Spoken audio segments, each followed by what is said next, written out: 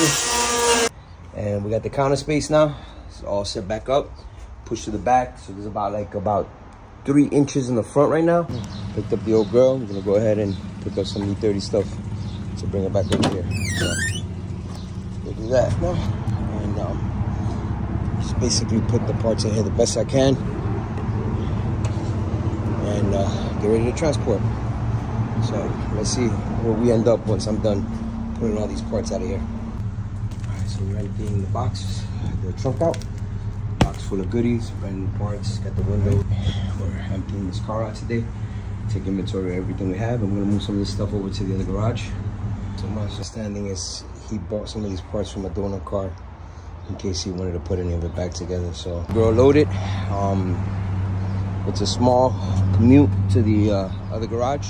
Right, so the main thing for me is that I can do this with the garage closed. And so moment of truth. So I'm gonna have to do a little bit of this and keep checking, you know what I mean? Because it goes really fast, like effortlessly fast. So I could do a full 90. Okay. It cleared. Now the question is, if I can't open the garage, I don't got nothing. Because look at that. So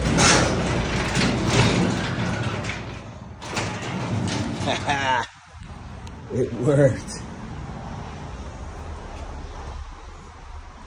Ever see a race car on its side? Exciting. Plenty of room here. Look at all this room for activities. Anyway, here we go. Saturday I got it. Sunday, Saturday was what, May 10th or 11th? So Saturday, Sunday, Monday, Tuesday. 4 days later,